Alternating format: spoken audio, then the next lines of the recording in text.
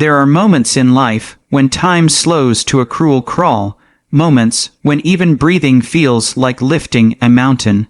That was exactly what happened in the cold, glass-walled conference room of Haldon and Silver Corp., one of the richest companies in the city, when the CEO whispered with trembling lips, "Please, just make it fast." The words didn't sound like an order from a powerful man.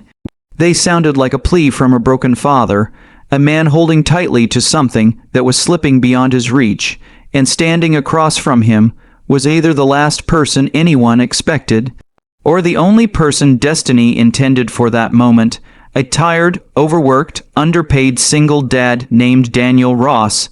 If you believe in kindness, redemption, and second chances, please like, comment, share, and subscribe. It helps us spread more stories like this. The morning had begun like every other, gray, rushed, and heavy. Daniel had spent half an hour trying to convince his 8-year-old daughter, Emma, to wear her little pink jacket instead of the thin hoodie she insisted on.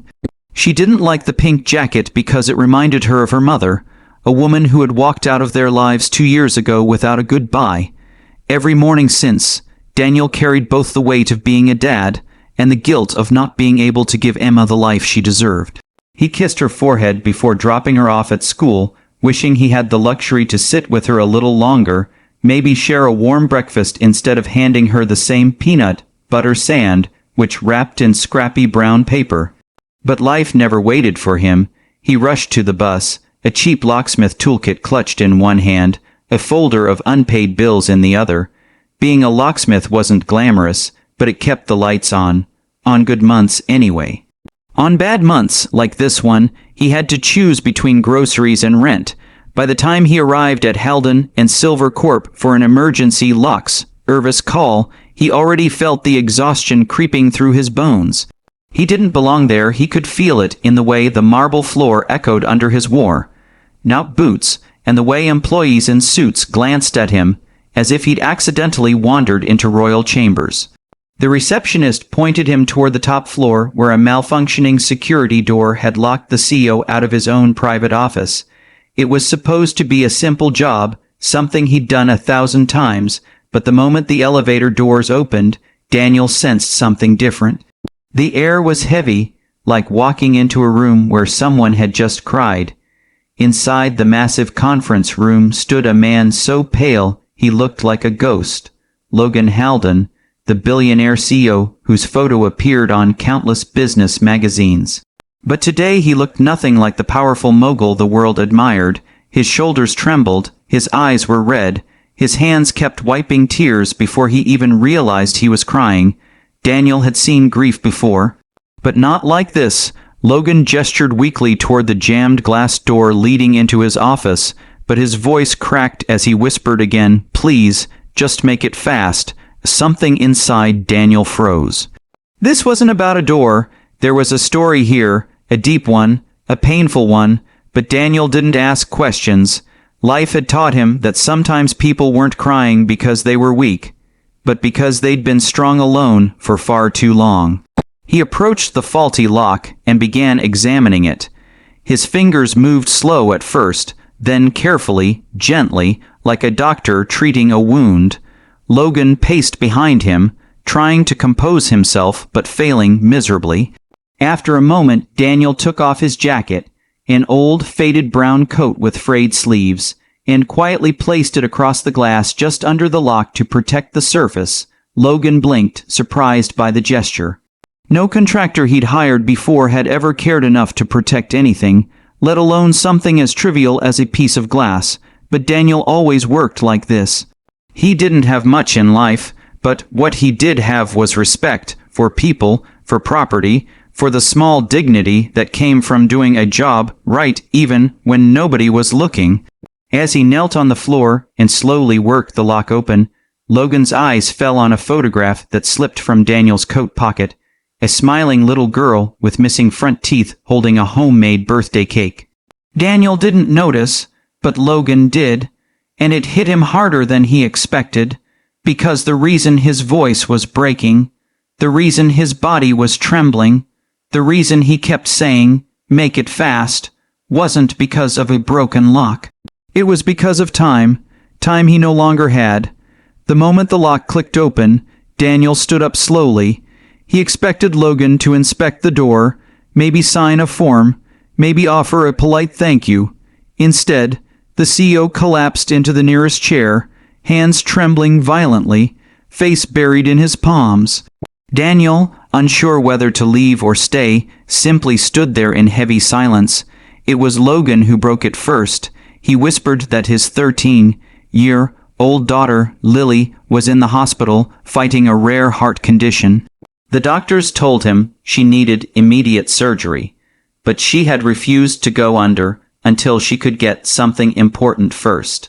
A small wooden music box her mother had given her before she passed away.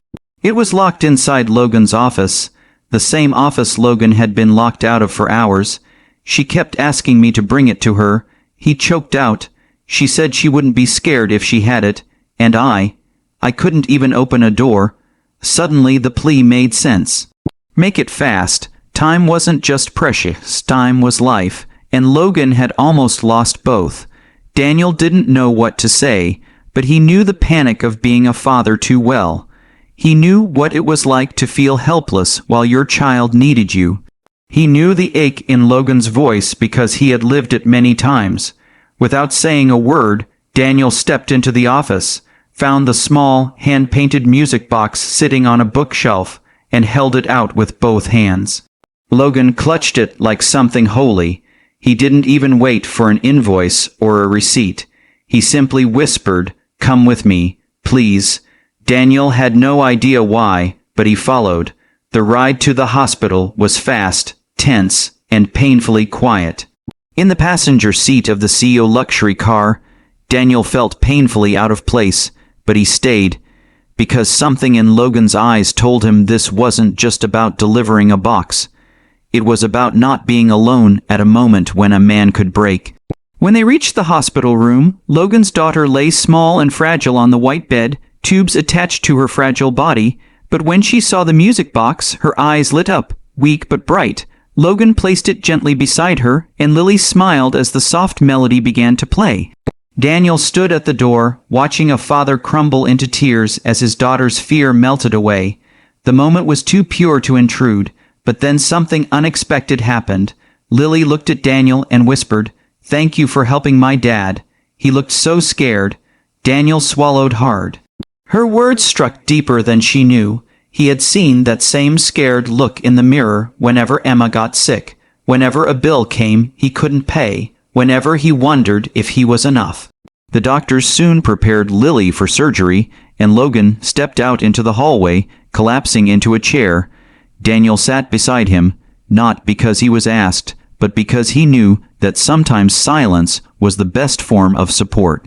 Hours passed. When the surgeon finally emerged with a tired smile, Logan's knees nearly buckled. "She's stable," the doctor said. The surgery went well. Daniel felt his own breath escape his chest. Logan turned to him with eyes full of gratitude, confusion, and something close to disbelief. "You didn't have to stay," he whispered. Daniel managed a small smile. "You're a dad. We show up for each other, even when the world doesn't." Maybe it was exhaustion. Maybe relief, maybe fate. But at that moment, Logan Haldon, one of the richest men in the city, felt something he hadn't felt in years, humanity, and he wasn't about to forget the man who reminded him of it. The next day, when Daniel returned to pick Emma up from school, he found Logan waiting outside in a black car.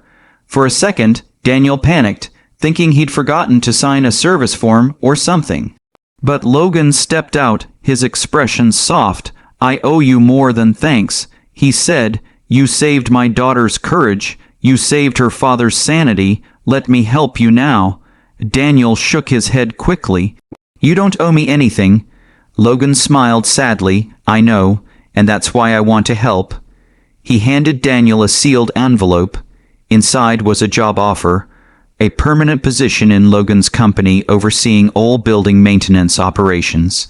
A real salary, health insurance, stability, safety, a chance at life again, and attached to it was a scholarship certificate in Emma's name for any school she wanted.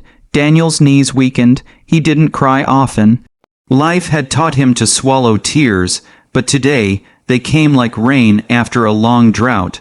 2 fathers, 2 daughters, 2 lives changed, not by money, not by power, but by kindness, by humanity, by one man's jacket placed gently under a broken lock. If this story touched your heart, please like, share, subscribe, and comment. It helps the channel grow and keeps stories like this alive. Before the ending, please comment below. Kindness changes everything. And that is how a single dad with nothing to his name changed the life of a billionaire, and in return, changed the future of his own little girl. Sometimes the smallest acts unlock the biggest miracles.